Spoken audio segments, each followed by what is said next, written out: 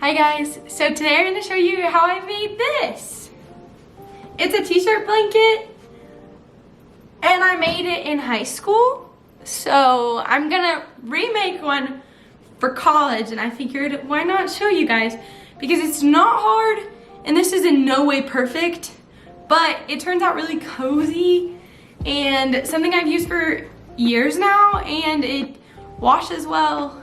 Doesn't have to be perfect, but you get this cute memory blanket of different events when you're ready to get rid of the t-shirts you have. So for this project, you're gonna want a sewing machine, you're going to want thread and some hand sewing needles, some push pins, a ruler, a new pair of scissors preferably, it's easier to cut with, and an option is a Mark Be Gone pin, which washes off in the washing machine. For this project, you're going to want to gather all the shirts that you're planning on using in your blanket. 16 is a good size. I would say 20 is probably a better size, and you want to do 4 across and 5 down. Now, once you have gathered all the shirts, you can start cutting. You want to try to measure out where the design is. So I want to make sure that this star fits in. So I want to make it here and move this over. And you're just gonna draw lines at the bottom. My pin doesn't work.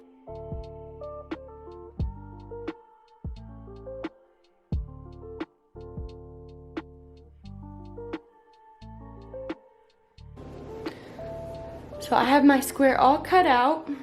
For this project, I actually ended up doing that with 2 different shirts because the front and backs were small enough. Once you have one piece cut out to the right length, you can go ahead and just use that as your stencil. I find this to be easier than measuring it out each time, but it's really up to you what you prefer.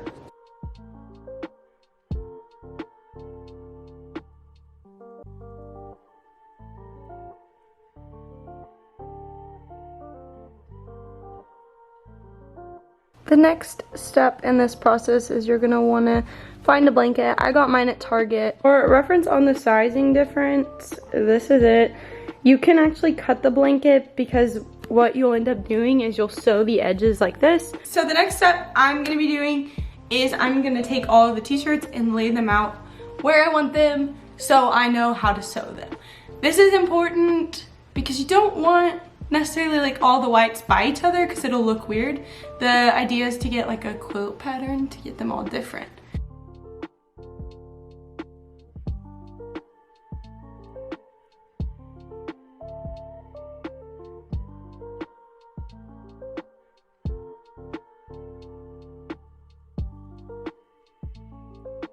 So now that you have all the shirts laid out in the way you want to do them, I have 4 by 5.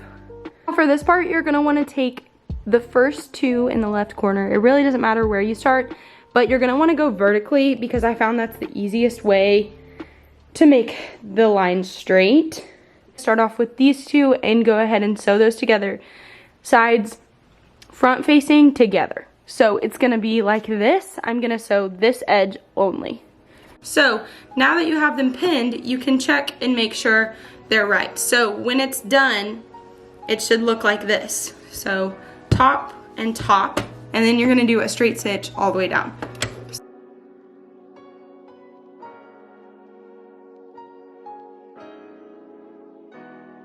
For this part, when you're done, it should look like this with the straight stitch and no frayed edges, and the back should have the frayed edges.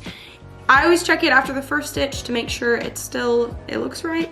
If it doesn't, you can take a seam ripper and rip it and do it again. It's not a big deal. Once you look at it and it's perfect because you're amazing and you did so good, you're gonna stitch another one across. I do a zigzag stitch because they hold better, but it really doesn't matter.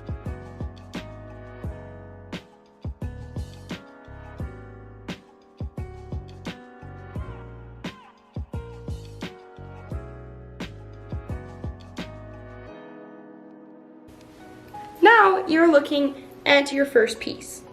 So that's awesome, you did it. Now you're just gonna do that 20 more times. Okay guys, now that you have all 4 strips done, or however many strips you have, you are going to put them together. This is how the 2-part turned out. If you want to do a front and a back, you just sew them together like you would anything else. Now, once you have these together, you're going to flip this in and you're gonna sew along the side. I finished this piece, so when you sew them together, it should look like this all the way down with the sides facing up. I am going to end this for today, but I'll come back. Hi guys, it's officially the next day and I'm gonna show you where I'm at and what else we need to do, and so you can finish your blanket. Okay, so I've now sewed together this entire front sheet. It has all of the vertical pieces straight up and then all the way down. Now, this is really big, but as you can see, they're different lengths. I don't feel like fixing this. If you wanted to, you could add another shirt on both edges. I'm just gonna go ahead and cut it because it's very big. But it's up to you. If you measured right, they shouldn't be any different throughout, but I didn't, so we have a little bit of errors. But that's okay, because when you sew it together, you'll just sew it at the shortest all the way across. So one side is a little bit duller. You can tell the edges are unfinished on this side, so this side's gonna go on the bottom, on the floor.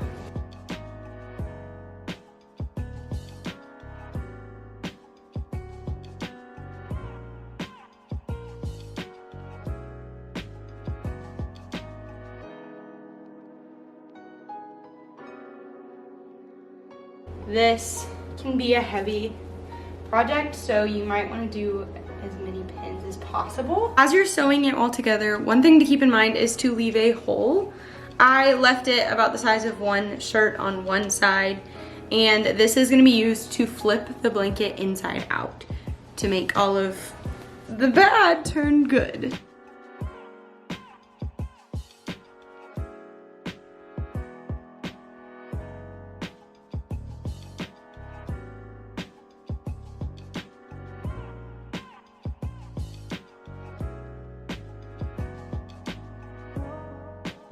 So now that you have your blanket done to this point, you're gonna want to take the edge that you left open and start pulling the blanket through.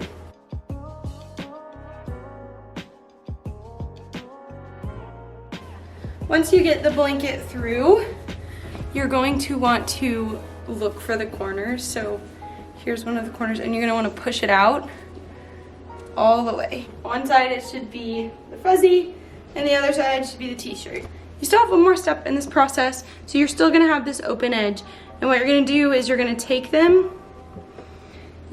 these edges, and this is frayed, so you're gonna fold it in on both sides, and you're gonna sew down. You can match the fabric color. I'm probably gonna try to use a blue or find one that matches. If I would have thought about it, I could have done one of the white shirts and it would have blended better, but I didn't. So maybe think about that.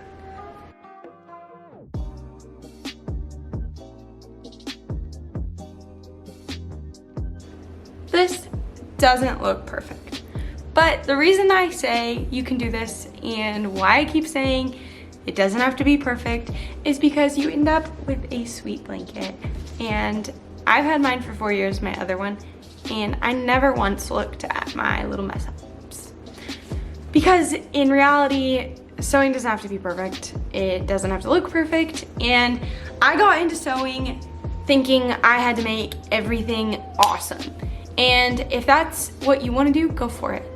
But I think it stopped me from trying because I wanted it to be perfect so bad. So when you're sewing and you're like, oh, I messed up, you can either restart or work with it. So you can make something really cool with it and really sweet.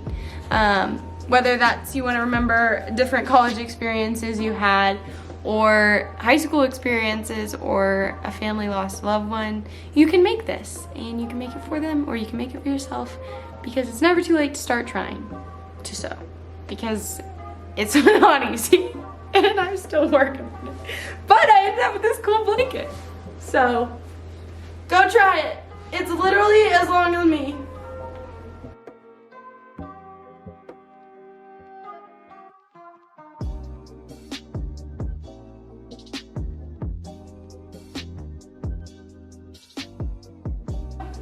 If you guys like this video, make sure to leave a like and subscribe.